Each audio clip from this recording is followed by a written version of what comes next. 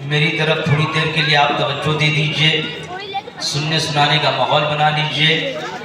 اس مدرسے کے جتنے اراکین ہیں ان لوگوں کی ارکریزی ملاحظہ کیجئے، ارکریزی کا مشاہدہ کیجئے، ان کی محنتوں کو بروئے کار لانے کی دیکھی کوشش کیجئے کہ کتنی محنت کی ان لوگوں نے، اور ایسے دور میں اتنا بہترین جلسہ آپ لوگوں کے سامنے منعقد کیا ہے۔ منا خان صاحب کی اس میں بڑی کاوشیں رہی ہیں، کاوشیں رہتی ہیں، اس میں ان کی نگرانی رہتی ہے، پشپناہی رہتی ہے۔ اللہ تعالیٰ ان کی اور جتنے بھی لوگ اس مسجد اور اس مدرسے کی خدمت کرتے ہیں ان سب کی عمروں میں صحت کے ساتھ برکتیں عطا فرمائے۔ ایک بار یہاں سے لے کر وہاں تک جتنے افراد ہیں میرے ساتھ اپنی آواز ملا لیجئے، دعا کر لیجئے، اے اللہ ہم تمام لوگوں کو 5 وقت کی نماز پڑھنے کی توفیق عطا فرما، ہمیں علم دین حاصل کرنے کی توفیق عطا فرما۔ ابھی تھوڑی دیر بعد انشاءاللہ آپ دیکھیں گے ملک کی ایک عظیم ترین شخصیت خطیب الہند علامہ صغیر احمد صاحب اللہ جوکھن پوری تشریف لائیں گے اور آپ کے سامنے خطاب فرما رہے ہوں گے۔ اس کے بعد آپ دیکھیں گے حضور سرکار غیاث ملت انشاءاللہ تعالیٰ بہت جلد آپ لوگوں کے سامنے ہوں گے، آپ ان کے چہرے زیبا کی زیارت کر رہے ہوں گے۔ تمام علماء باری باری آئیں گے اور آپ تمامی حضرات کو یہ موقع اللہ تبارک و تعالیٰ کی طرف سے آج انشاءاللہ تعالیٰ ملنے والا ہے کہ آپ ان کے چہرے کو دیکھ کر اللہ کی بارگاہ میں شکریہ ادا کیجئے کہ اللہ تعالیٰ نے ان مدرسوں کے ذریعے سے ہم لوگوں کے درمیان علماء ربانی جی کو زندہ کر رکھا ہے۔ مدارس اسلامیہ کیا ہیں؟ مدرسوں کے تعلق سے علامہ ریاض ملت کی کتنی تگ و دو ہے۔ بابو پوروا کے چپے چپے میں جہاں عشق رسول سنیت نظر آتی ہے، اس کے پیچھے کتنی قربانیاں دی گئی ہیں، یہ پرانے لوگوں سے آپ پوچھ سکتے ہیں، وہ آپ لوگوں کو بتائیں گے۔ ہم آپ کے سامنے کچھ باتیں اسی حوالے سے سمجھانے کی آپ کو ہم کوشش کریں گے۔ آپ تمامی حضرات سے گزارش ہے، آئیے دور دراز جو لوگ کھڑے ہیں کرسیاں خالی ہیں بیٹھ جائیے۔ یہ عید میلاد النبی کی مجلس ہے، ذکر رسول کی مجلس ہے، ہم سب مل کر اپنے اللہ کا ذکر کرتے ہیں، اپنے نبی کی بات کرتے ہیں، بھولی بسری باتوں کو پھر سے ایک بار یاد کرنے کی کوشش کرتے ہیں، دنیا کو یہ بتانے کی کوشش کرتے ہیں کہ کیا ان کے لیے ضروری ہے اور کیا ان کے لیے غیر ضروری ہے، کہاں کہاں ہماری کمیاں رہی ہیں، کہاں کہاں ہمیں ان کمیوں کو پورا کرنے کی ضرورت ہے، کہاں کہاں پر ہماری ذمہ داریوں کو خود ہمیں احساس کرنے کی ضرورت ہے، اور ہمیں کس طرح میدان عمل میں آ کر دین سنیت کا کام کرنا ہے۔ کوئی آپ ایسا پہلو معاشرے کا دکھا نہ پائیں گے جہاں پر آپ پہنچنے کے بعد اطمینان کی سانس لے سکیں، جہاں پر آپ پہنچنے کے بعد یہ کہہ سکیں کہ مسلمانوں کا یہ پہلو بڑا مضبوط ہے، ہم نے اسے سنبھال کر رکھا ہے۔ آپ کہیں پر بھی بیٹھ جائیں، آپ کو وہ تمام کمیاں، وہ دل خراش مناظر نظر آئیں گے جو کسی بھی قوم کے لیے، اس کی صحت کے لیے بالکل درست نہیں ہوا کرتے، بہتر نہیں ہوا کرتے۔ جیسے کہ میں آپ کو بتاؤں، آپ کس طور پر پوری طرح سے کمزور ہیں۔ آپ معاشرتی طور پر کمزور ہو چکے ہیں، معاشی طور پر کمزور ہو چکے ہیں، سیاسی طور پر اپنا وجود آپ کھو بیٹھے ہیں، اور اگر اعتقادی طور پر دیکھا جائے تو نت نئے فرقوں کی بھرمار سے ہم بھی جھوج رہے ہیں اور آپ بھی جھوج رہے ہیں۔ ہر پلکوں کی ہر حرکت کے ساتھ ایک نیا فتنہ آپ کے درمیان اور ہمارے درمیان جنم لیتا ہے۔ میں ایک فتنے سے یہاں کی ایک شروعات کر رہا ہوں تاکہ آپ اپنے کان کھڑے کر لیجئے اور آنے والے اس فتنے کے بھیانک دور کو پہلے ہی سے محسوس کرنے کی کوشش کیجئے۔ فتنہ آپ کے اسی بابو پوروا کا ہے، اجیت گنج کا ہے، جو کہتا ہے قرآن کی غلط تعبیر کرنے کے بعد کہ ایک خدا ظاہر ہے، ایک خدا باطن ہے، ایک خدا میں ہوں، ایک خدا ظاہر باطن ہے جسے آپ دیکھ نہیں پاتے۔ یہ ایک چور ہے، سونا جنگل، رات اندھیری، چھائی بدلی کالی ہے، سونے والوں جاگ رہیو، چوروں کی رکھوالی ہے۔ وہ چور آپ کے اسی عجیت گنج میں ہے جو چوری کر رہا ہے جاہلوں کے ایمان کو، ان لوگ لاپرواہ لوگوں کے ایمان کو جنہوں نے ابھی تک مسلک اعلیٰ حضرت کی خوشبو نہیں سونگھی ہے۔ اسی لیے میں آپ لوگوں سے کہتا ہوں، گمراہیت کے ایک نہیں کئی ایک دروازے ہیں، بہت دبے پاؤں آتی ہے گمراہیت، اسی لیے اعلیٰ حضرت نے فرمایا سونے والوں جاگ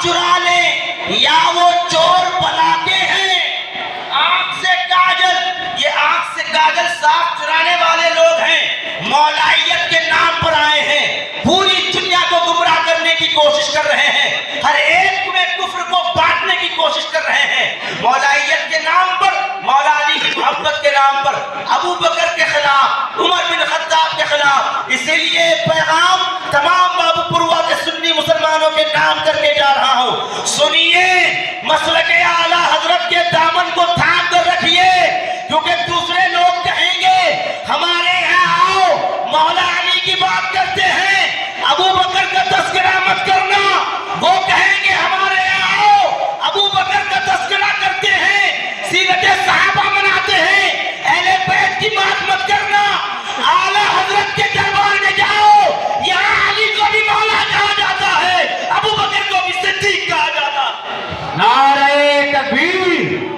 नारे रिसालत, मसलके आला हजरत, कंजुल ईमान कॉन्फ्रेंस, नारे तकबीर, नारे रिसालत। ईमान की हिफाजत कीजिए, ये कितना बड़ा चोर है। कुछ दिन पहले एक लड़का गया उससे बहस करने के लिए हमारे दोस्तों में, मैं उसका एक इक्तिबास छोटा सा आपके सामने पेश कर रहा हूँ। उन्होंने कहा आप अपने आप को खुदा कहते हैं? वो कमीना कहने लगा हाँ मैं खुदा हूँ। क्या किस दुनिया पर कहते हैं जरा बताइए? क्या कुरान में आया है हुवल अव्वल वल आखिर वल ज़ाहिर वल बातिन, ये यही चोर कह रहा था, वल बातिन वल ज़ाहिर। देखो एक खुदा ज़ाहिर में है, एक खुदा बातिन में है। मैंने ये सुनने के बाद सोचा क्या आप ये जवाब उसको नहीं दे पाए कि वो कुरान क्यों पढ़ता है? उसने कहा कि मैं कुरान की दलील दे रहा हूँ। मैंने कहा उससे तुम कहते कि कुरान के बारे में खुद अल्लाह ने इरशाद फरमाया युदिल्लु बिही कसीरा व यहदी बिही कसीरा, यही कुरान पढ़कर लोग हिदायत भी पाते हैं, यही कुरान पढ़कर लोग गुमराह भी हो सकते हैं, गुमराह भी होते हैं। हमने कहा तो फिर कुरान पढ़कर हिदायत कैसी पाई जाए? तो उन्होंने कहा कुरान पढ़ा जाए तो आला हजरत के नजरिए से पढ़ा जाए तो ईमान भी अता होता रहेगा, हिदायत भी आती। क्या कहें, सुभान अल्लाह, सुभान अल्लाह। आला हजरत का नजरिया जरूरी है। वो कितना बड़ा कमबख्त है, इतना बड़ा दावा वो कर रहा है आप लोगों के दरमियान, इतना बड़ा दावा वो करने में कामयाब हो चुका है हमारे दरमियान कि वो खुदा है। मादल्ला, वो कैसे जाहिल लोग हैं जो वहां जाया करते हैं, आया करते हैं। इसीलिए मैं आपसे कहना चाहता हूँ ये जहालत है जिसने उसको रास्ता दिखाया है गुमराही का।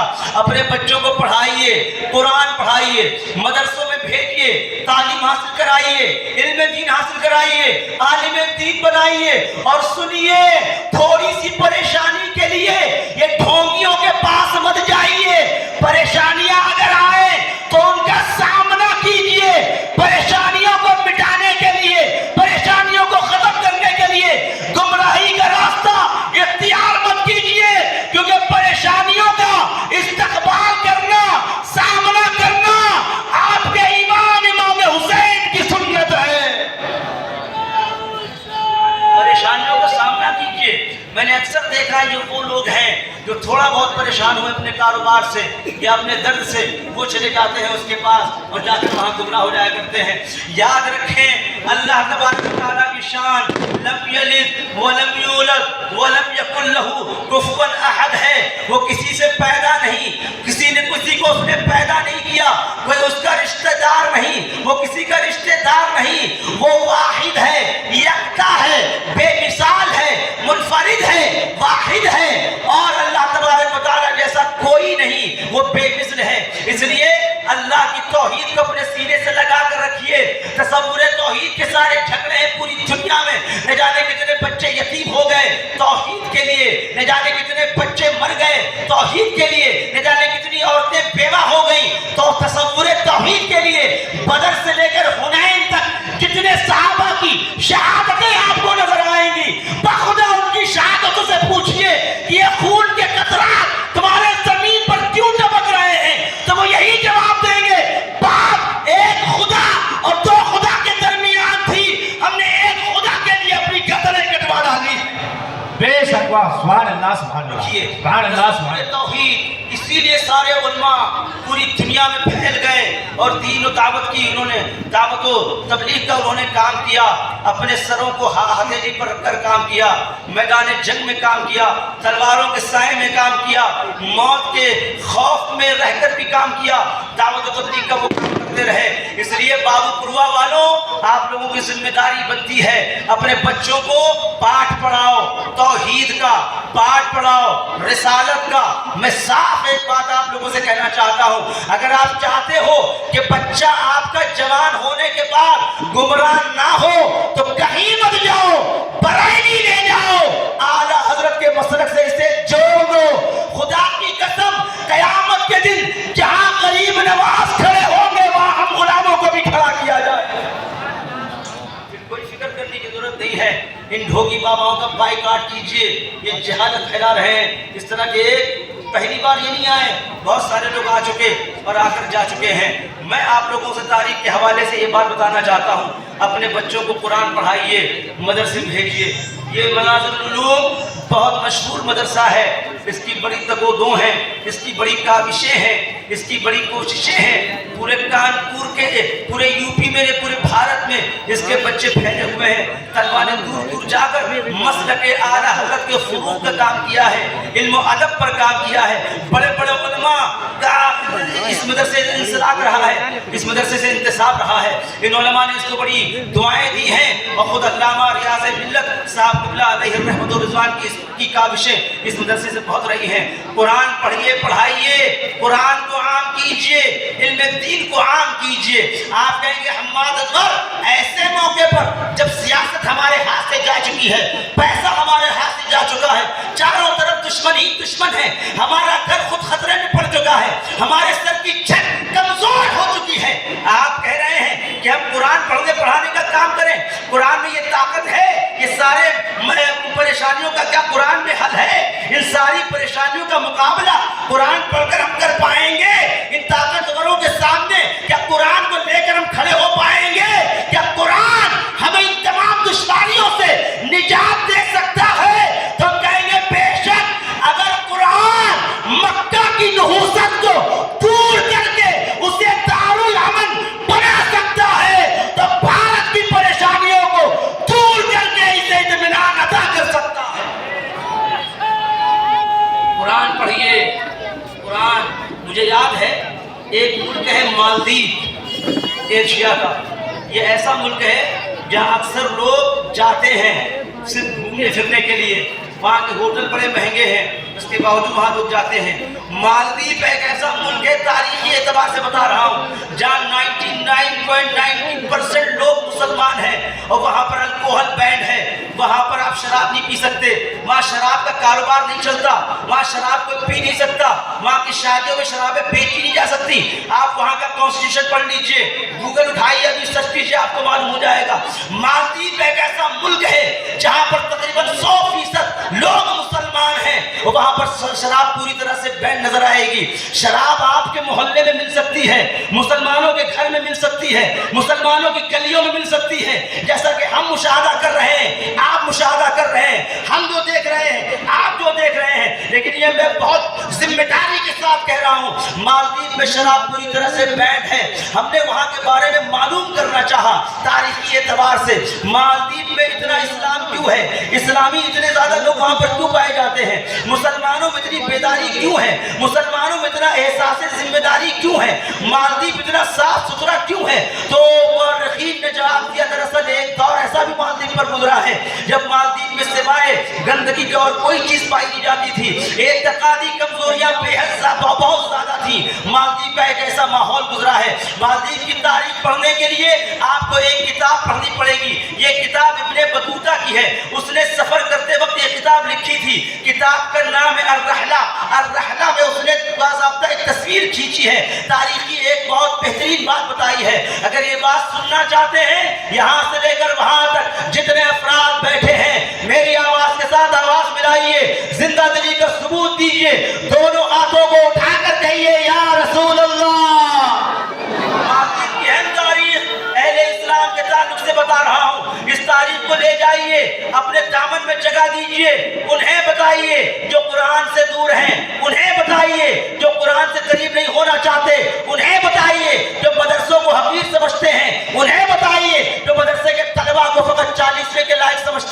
میں ان تمام لوگوں کے سامنے یہ تاریخی بات رکھ رہا ہوں، اور مسلمانوں کے درمیان یہ بہت بڑا شکوہ ہے ہمارا کہ ہم نے اپنے دین کو جس انداز میں سمجھنا چاہا، جس انداز میں ہمیں سمجھنا چاہیے، ہم نہیں سمجھ پائے۔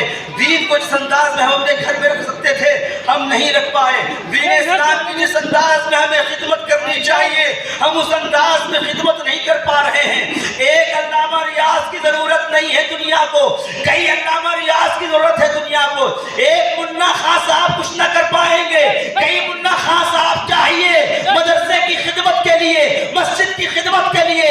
ایک قاضی شہر کی ضرورت نہیں ہے، کئی قاضیان شہر چاہیے دین اسلام کے لیے۔ یہ کب ہوں گے؟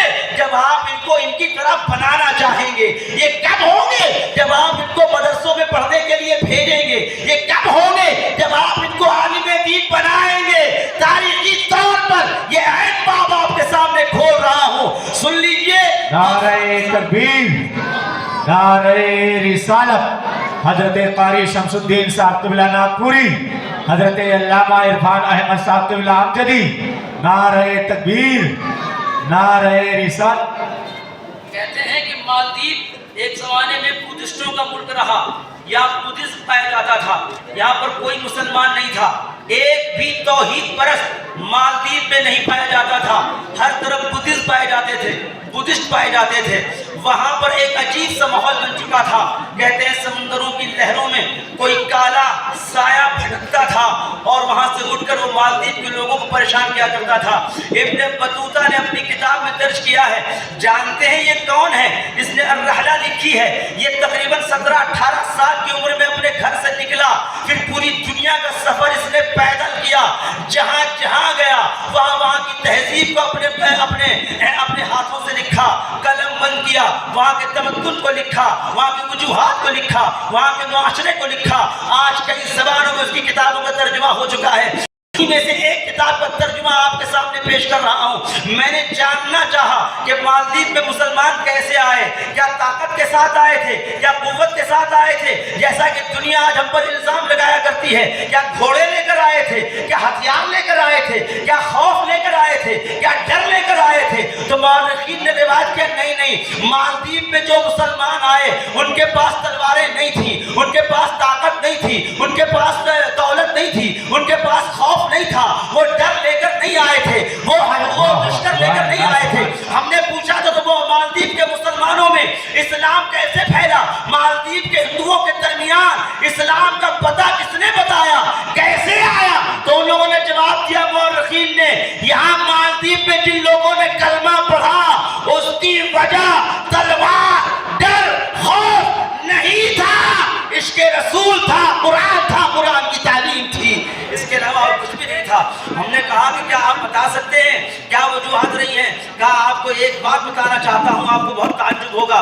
ہم نے کہا کیا بات ہے؟ کہا پورا مالدیپ جو شراب میں ڈوبا ہوا تھا، بے حیائی میں ڈوبا ہوا تھا، بد اعتقادی میں ڈوبا ہوا تھا، فقط 2 مہینے کے اندر اندر مسلمان ہو جاتا ہے، پورا ملک مسلمان ہو جاتا ہے۔ ہم نے بہت تعجب کے ساتھ کہا یہاں مفتی عرفان صاحب قبلہ کو ایک زمانہ ہو گیا، سنبھالتے سنبھالتے علامہ تنویر بلال صاحب کو ایک زمانہ ہو گیا، دعوت و تبلیغ کا کام کرتے ہوئے صوفی لال محمد صاحب کو ایک زمانہ ہوا، لوگوں کے درمیان اصلاحی گفتگو کرتے ہوئے مفتی عرفان مرکزی صاحب کو ایک زمانہ ہوا، لوگوں کے درمیان جا کر سنتوں کو عام کرتے ہوئے، لیکن زیادہ فرق نظر نہیں آتا۔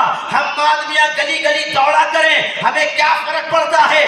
دنیا پرستی ہمارے ذہنوں میں آ چکی ہے، ہم نے طے کر لیا ہے ہمیں زندہ کیسے رہنا ہے، ہمیں مدرسوں کے بغیر زندہ رہنا ہے۔ قرآن نہیں پڑھائیں گے اپنے بچوں کو، عالم نہیں بنائیں گے اپنے بچوں کو، اللہ کی تعلیم نہیں دیں گے اپنے بچوں کو، بچہ بگڑ رہا ہے، بگڑ رہا ہے۔ نعرہ تکبیر، نعرہ رسالت، مسلک اعلیٰ حضرت کنز الایمان کانفرنس، جشن دستار بندی، عرس حضور ریاض ملت، نعرہ تکبیر، نعرہ رسالت۔ کچھ لوگ ادھر بیٹھ جائیں، ادھر دیکھیں،